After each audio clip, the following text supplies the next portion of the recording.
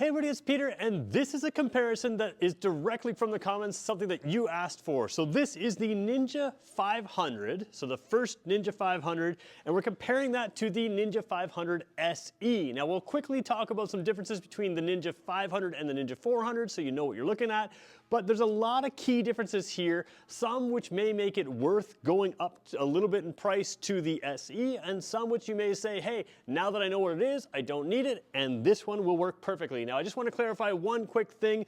This particular bike is actually a used bike. It's got like 1,600 kilometers on it or something like that. It does have a couple piece here that's painted. So the color scheme here is the 2024 model. That's a 2024 40th anniversary. These are going to be the same specs for the 2025. So I just want to clarify that right off the top. So let's get going with this review.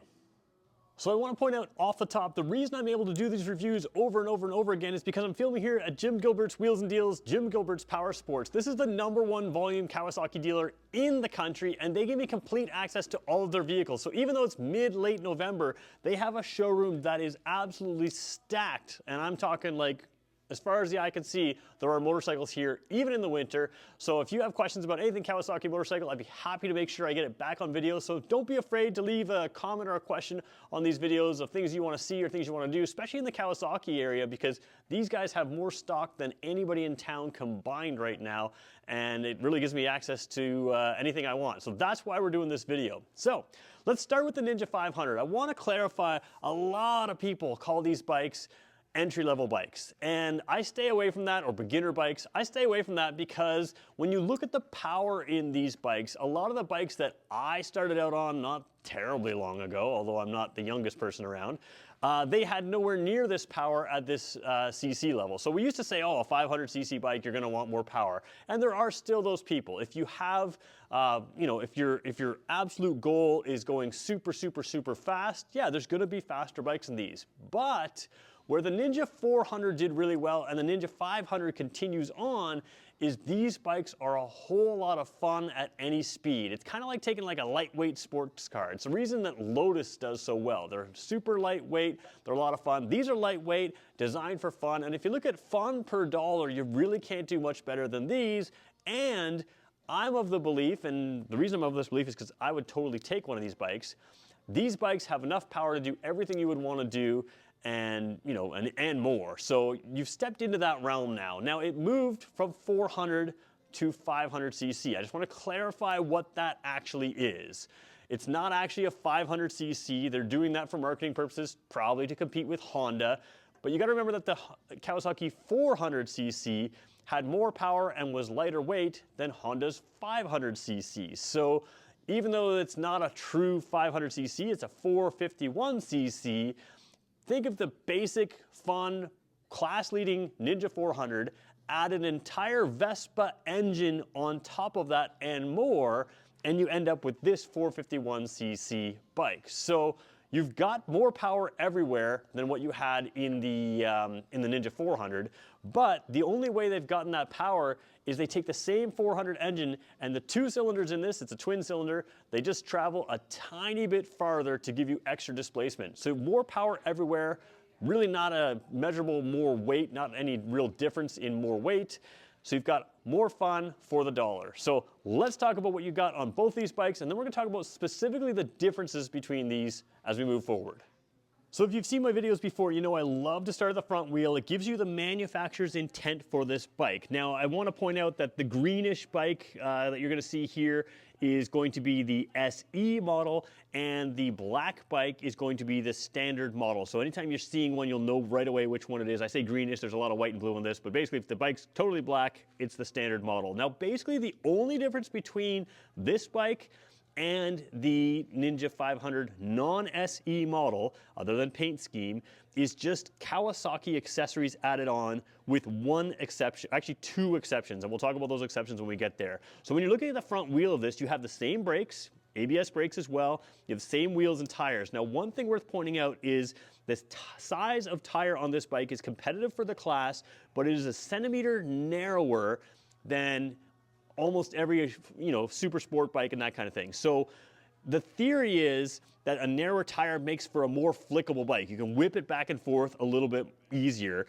The other thing is that it does give you a few less tire brand options than the standard 120 width. This is a 110 width tire. Now, I would not worry about that because any possible tire you would want to stick on this thing, you will be able to get. These bikes are so popular, and many, many other bikes in this class still do that 110. So where some people say if you go with the 120, you can put any tire you want on it, that's true. The 110 here still gives you that fun flickability, that really lightweight handling, and you can still put any tire that you would reasonably want onto this bike. Other than that, you're seeing a little bit of budget stuff. Let's be honest, these are made to hit a price point to come in under the 650cc bikes that Kawasaki makes. So you have the standard suspension here. The one thing you're gonna have on the 500 that you don't see on the 600 is a single disc here. The 650 and above go with a double disc. Now, it's really not a huge concern. You're not going that fast, and these bikes aren't that heavy that they need more brakes. These are still exceptional brakes for what you've got, but as you move up, you will have the dual discs out front. So, same brakes, same thing all around that you're gonna see on this, on both bikes. So handling-wise, engine-wise, same thing. So we already talked a little bit about the engine. Basically, you're getting that same reliable 400cc engine bumped up to 451cc, so you've got more power. But you can start to see the accessories here that are on this SE model. So this is a frame slider. This is standard equipment. Everything you see on this bike is standard equipment, but you could add this if you wanted to the Ninja 500. So that's just gonna protect, if you drop this bike, it's gonna protect some of the bodywork. If you think you're gonna be someone who's dropping the bike, good to get. But again, not the sole reason to buy this bike, because you can add this to the other model. The other thing that you can't add, and maybe this is the third thing you can't add as a Kawasaki accessory, there's three things now that I think about it. You can't upgrade these just through Kawasaki accessories. These are LED lights here. Everything is shaped the exact same on the SE, but they are incandescent bulbs, front and rear. So we'll take a look at the rear lights in a second on the other model, but again, the look is the same, but the actuation, that is a LED signal light here, where it's a standard incandescent signal light on the other model. So just quickly demonstrating the standard Ninja 500, the non-SE model, you can see that incandescent bulb right there, whereas if you see the the SE model, excuse me, we'll try to zoom in there for you in just 1 second here, you will see that it is a little bit more frosted glass and you won't see the bulb in there. And again, minor difference, but you do have LED signal lights on the SE. So the next thing I'm going to show you here is seating position. Now, seating position should be identical on both, but actually riding these is going to feel different. So we'll talk about that, the differentiation there in a second. So seating position right here, what they've done is they've changed this seat from the 400. Used to lean you a little bit more towards the tank, now it's a little bit more level. I never found the 400 myself to be uncomfortable, but I will say that this is more comfortable for sure. So I'm about a 6-footer, average, average proportionate 6-footer, and you can see it's nice low seat height here. A lot of sport bikes, the super sport class, they put your rear end really high, they put your handlebars really low to get that sort of aerodynamic position at all times. That aerodynamic position is less comfortable. So this is made for a nice balance of being able to get tucked in nice and close, but still allow you to have a very comfortable riding position. Now, in the showroom, I have size 11 feet. In the showroom, when you sit on this, you may find your heel resting on the exhaust, or at least the guard over the exhaust tailpipe there. I find that when I'm riding this bike, because of where the brake pedal is and because of where my foot goes, it's not an issue for me. So I have size 11 feet. If you had size 13 or bigger, that is something you're gonna have to try. You may wanna see the type of boots you're maybe gonna wear. But for me, it's a showroom issue, not a riding issue. So it is definitely a more compact feel than the 600, but you can see the riding position here is the exact same. So if the riding position is the same, why is it gonna feel a little bit different on the SE? Well, let me show you that right now. So when I talk about the seating position being a little different, of course the position is the same, but you do have these Kawasaki accessories which are standard on the SE. And now this paint scheme actually shows them far better than I've shown on any other SE. Every other SE I've looked at is black around here and you don't actually see the sides. These are basically stickers. They give you a little bit extra grip, but they also protect the paint. So you are gonna feel a little bit extra grip on some types of pants, but really they're there to protect the paint mostly. So you have them here and there. The bike I'm showing you, when you look at the other non-SE bike, does have an aftermarket piece here. Remember, that's a used bike. So this is only on the SE. If in a future clip in this video, I show part of the tank and you see something, remember that is an aftermarket thing. These don't cost a lot, but they are standard on the SE. The other key difference on these bikes, and it's really the biggest one for me, is the windshield. So the regular Ninja 500 here has the standard windshield that you traditionally see on most sort of sport type bikes. The SE is a different windshield altogether, and I'll try to get you on basically the same angle, but I'll tell you what to look for. First of all, it is longer. On the SE, it is wider, and it has more of a bubble here, which sets it out and almost a little bit more upright. That is going to change what you feel when you ride. So again, take a quick look at this. I'll try to get you on a very similar angle, if not the same angle, on the SE bike, and you can see some of those differences. So I did have to move the camera just a little bit up on the bike because, again, this is taller. It has this sort of a traditional windshield here and then an extra flip out here to the side. It is up from the bike itself, and that does give more wind protection. So I like to say that this is more of a sport touring type windshield. A little bit extra wind protection isn't going to make a massive difference to you as you're riding, but you're going to feel less wind pressure against your chest with the taller windshield. So you have a little bit better weather protection, which can be nice for people. It's not a massive difference, but it also does make a difference on a longer trip on how much wind is hitting your chest. Now for a shorter rider, it may cause some buffeting because the change in height is going to cause you to have some wind coming off the windshield into your helmet. For a taller rider, I don't think it's going to make a significant amount of riding. You should still have pretty clean air for your helmet, but you are able to tuck down behind the windshield of this one where you'd be a little bit more above the windshield on the other one. I personally like a little bit extra wind protection. Now again, this is a Kawasaki accessory. You could add it to the standard model, but as you start adding all these accessories, you get pretty close to this bike's price anyways. And this bike, like I said, has 3 things that you can't get on the SE. So let's start by looking at, or on the regular bike. So let's start by looking at the regular bike at those 3 things. So back to the more base model 500, we're looking here at a couple things that you can't add. So first of all, you've got the key over here, which is just the key. It is different. It is a keyless entry system on the SE model. So they have the key here, and while you do have a digital dash, you can see it come to life there. It is a very different digital dash. It's not a TFT display. Now for me personally, I'm not sure that I mind this dash. It does give a lot of the same things as the other dash. So first of all, you've got a little AVP, I can't see, I haven't got my glasses on, but you do have a little symbol there. I can probably read on the screen better than I can read it here. Basically what it's telling you is, hey, I can connect to your cell phone through the Kawasaki Rideology app. Even on the base model, you have that here. You don't get that on any of the any of the 650 models at all right now from Kawasaki. You don't have it on any of the 900 models yet from Kawasaki. Oh, maybe you do on some, but the point is you still have it here on the 500. You never used to have it on the 400.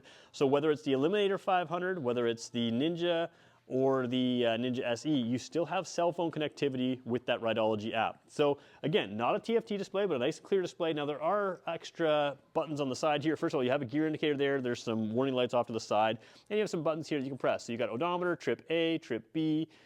There's kilometers per liter. So this is your instant fuel efficiency. Now that can be set to kilometers per liter, liters per 100 kilometers, miles per gallon US, miles per gallon UK. Then you have your average, so you have instant and average fuel efficiency in the same things. Your range, which is distance until you're empty based on how you have been driving, so that will change as you drive, including it can add numbers there. So that's all this one there, and then this is just sort of the other side there. You've got your clock up there, and you've got your temperature gauge right there. So that's everything on this dash essentially. Perfectly nice looking display, nice and bright, nice and clear. I have no issues with it, but it's not the TFT display that you get on the SE model. So remember, standard key, and this is what your dash looks like. Let's move across to the SE and look at that model.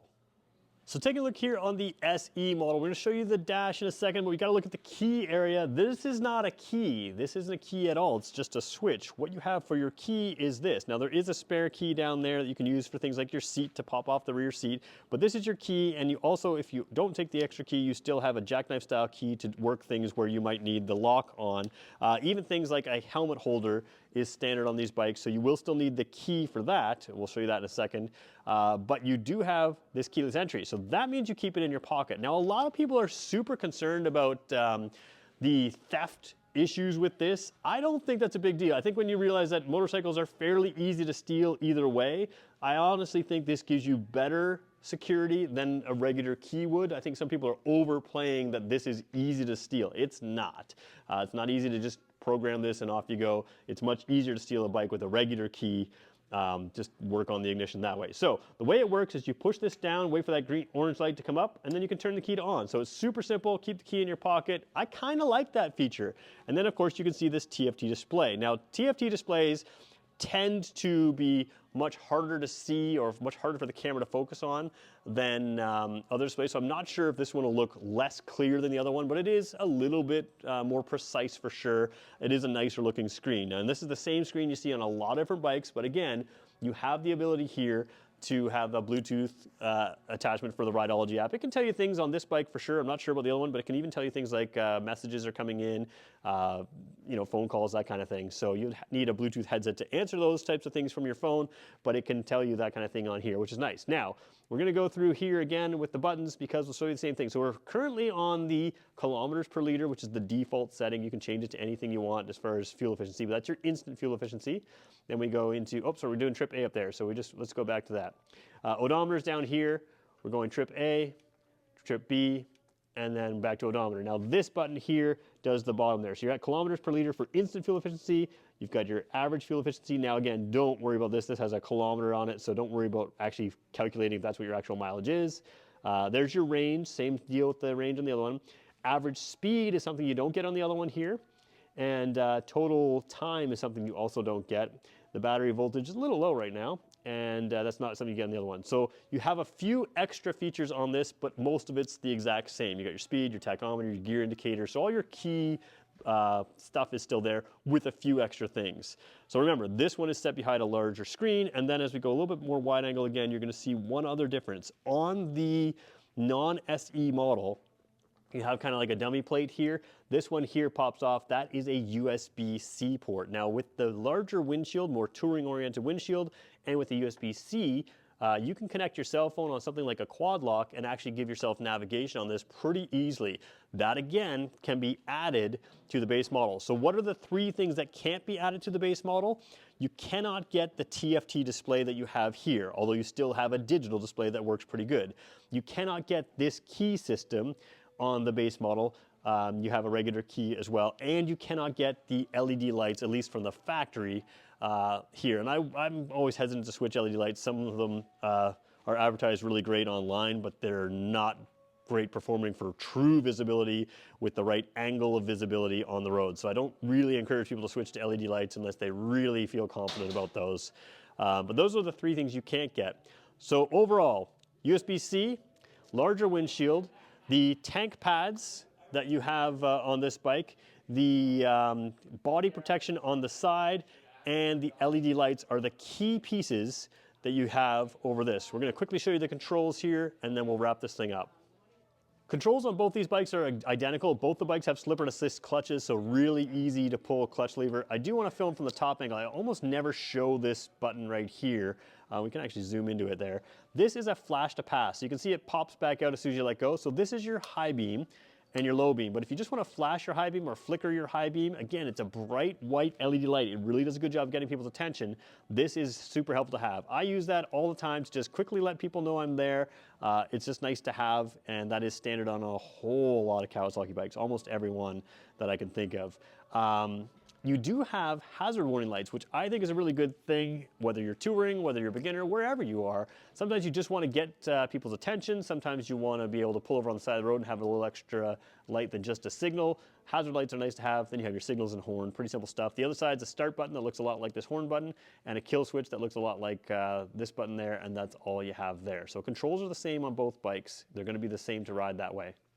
So let's talk about who these bikes are for. First of all, the Ninja 500 is still a great value, and it has all the key pieces. Same tires, same brakes, same engine, same riding position, same pretty much everything as the SE model. If you just want to get into a class-leading, sporty riding, fun at any speed type bike that you can keep for a long time unless you're absolutely addicted to maximum speed, this is the bike for you. This one's going to give you what you need, and it's at a value price point. Now, I will point out This particular one, if a lot of people buy this bike because it's the cheapest kind of new bike they can get. This particular bike was owned by a dealership employee just for, like I said, 1,600 kilometers. He decided to do something else, do something different, not actually go to more speed, just in case some people think, oh, see, he went to more speed. That's not what happened.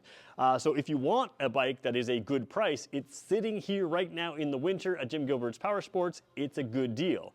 But this bike to me is, you want to hit a price point and get the absolute max you can. If you're going to like some of the accessories on the SE model, for instance, if you wanted a bigger windshield or if you wanted the crash bars, by all means, add pieces of those. If you just want the USB-C port, it's all set, ready for you, you just have to add it. You can add a number of those things to this bike. The problem comes if you start adding a couple too many, you get really close to that bike. And remember, adding accessories to a bike very rarely increases the value. From the factory, this is worth more, which means when you go to sell it, it's going to hold its value just a little bit better. So when you add an accessory or two, it's still the base model bike. But when you step up to this bike, to me, you go for this bike, one, you've got a little bit more money to spend. There are things that you may or may not like on this. I really quite like the little bit larger windshield on it. It's nice to have the tank protectors here. You know, you may or may not like it with this paint scheme. You can kind of make that decision. The one thing I didn't mention as well is this one has the rear seat attached. It has a cowl that comes standard on this bike. And the seat. So you have a painted rear seat that makes it look like a race bike. If you're just riding this as a single person, that's all standard. And you can take this seat off and have the cowl on. Now, keep in mind, you may like the look of the cowl, but if you're strapping accessories or other things on, a lot of tail bags and other kinds of things that strap onto this very easily, there are clips, they do stay better on the seat without scratching the cowl. So the ability to have both is nice, you know, right from the factory. It's not like you just have the cowl or you just have the rear seat. So you can take a passenger on both these bikes, but you can also make this look a little sportier with the cowl. On this one, I believe it's white. It'll be color matched to your bike, depending on the color scheme you get. So you buy this bike because it has a little bit more sporty look, a little bit more modern look. The cowl looks cool. The LED signal lights look pretty cool. You get that touring windshield, which gives you a little bit of practicality and doesn't really change the look of the bike that much. And again, you're going to protect the look of this bike with the side guards here so you don't scratch that paint. So you've got a little bit more here. It does cost a little bit more money to buy. You do get the nicer dash, and you have that keyless entry, which is pretty cool. The keyless entry alone at a rally bike meet is going to be something that some people like, some people don't, but it does make this bike seem much more expensive than it is. So it's still entry level, cheap to insure, good on fuel, but you have a lot of features you're not gonna get by spending more money. And the other reason to buy these bikes overall is you can't replicate the fun on these bikes on a bigger bike. There are a lot of bigger bikes that can go a little bit faster if you go full throttle on them, but they're not always as nimble as these, and they're not always as fun to drive at any speed. These things are absolutely fun at any speed, and that's one thing that you have to remember. When you move up to a bike to get more speed, you often lose some of the playfulness that these bikes give you right out of the factory floor. So there's your comparison of the regular Ninja 500 and the SE. If there's any other questions, make sure you let me know. And like I said, you can pick these up right now. These are all on sale. They're on a discount right now. In the winter, it's the best time to buy. And if you're looking at these bikes anyways, you probably have a budget in mind. You can now buy these bikes for less expensive than you could have in the spring and less expensive than you will in the spring because it's a great time to buy. Here at Jim Gilbert's Power Sports, right in Fredericton, like I said, #1 volume Kawasaki dealer in the country. Thanks for watching this far. If you made it this far, do me a favor, hit the subscribe button. We'll have a lot more on this channel, and leave a positive comment. We'll talk to you in the next one.